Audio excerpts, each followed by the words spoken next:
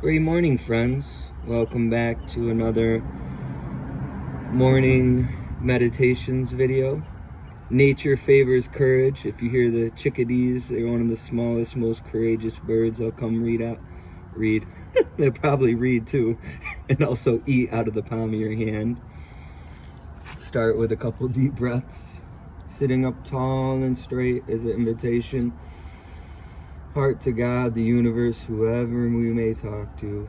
Life is an echo, so let's send out love to receive love. Breathing love, deep breath in through the nose.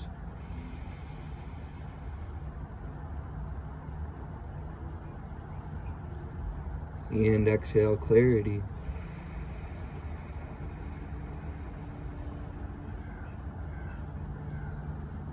And breathing in relaxation.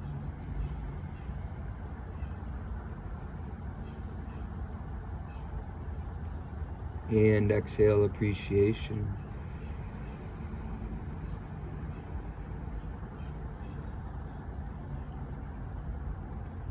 And breathing in magic.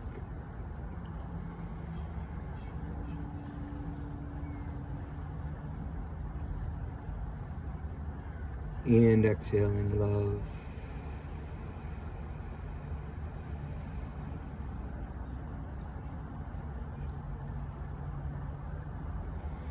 Message of the morning is not having knee-jerk reactions, taking a mental pause, a physical breath. I've lived with a lot of people, and I'll tell you this, sometimes I'm like at home and thinking to myself, why would someone do that? Instead of saying something, because I learned not to have knee-jerk reactions. 19 minutes later, I realized to myself, it was me who did that. So in my humble opinion, it's very important not to have knee-jerk reactions. Another message is, we're not starting over ever.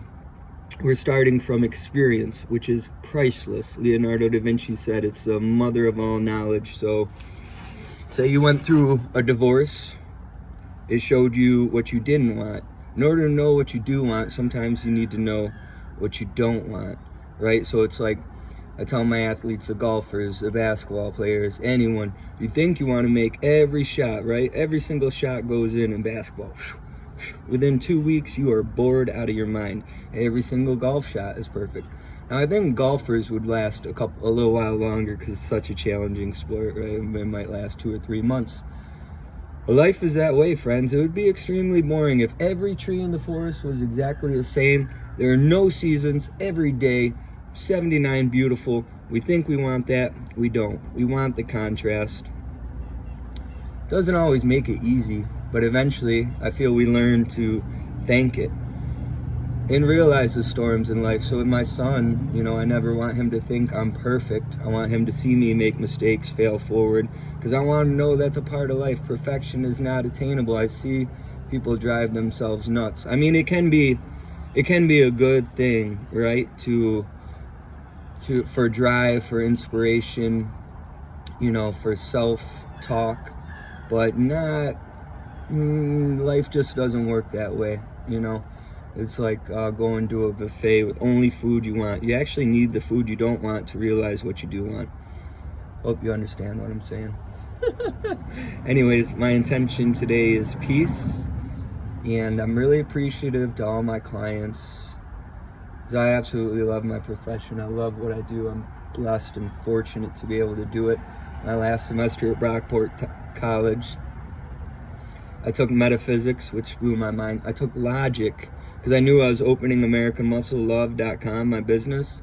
So I took all classes I was altruistically, I really cared about and I wanted to learn. And that was the best semester of my life. Go figure, right? I recommend that to anyone. Because knowledge is like that. You have to be inspired, or the want. You need the want, So if you want to change anything in your life, just start investing. You're not starting over. Say your 401k is down 60%. You're not starting over. You're starting from experience. You could, one of the best times to invest in history. 5-6 years from now, you're going to see a boom, huge boom, especially those who have continued to invest throughout the pendulum swinging this way. And when it swings back, baby. But it's not all about money in the same breath. It's about friendship and values, you know.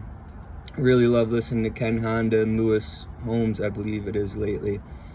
Because Ken Honda talks about, you know, say you lost everything yesterday. How many people could you call and say, hey, can you wire me money? Not even borrow. Or, hey, can I come sleep on your couch? For me, I feel like it's 10 billion because I've been kind, respectful, and compassionate to people mostly. And I didn't do it for that reason, but it just really had me reflecting. And yeah, the kindness, compassionate.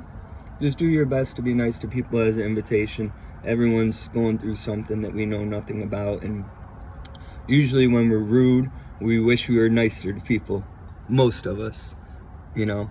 And you can't, you know, say you're in a room full of 9 people and they're just HATEING, everything and everyone, and you can't switch that energy. For me, I'm not going to join that. I might say to myself, maybe I'm in the wrong room. Maybe I should leave. But you can't hate your way into love. It doesn't work like that. You can't get sick enough to help sick people be well. You can't get poor enough to help poor people be rich.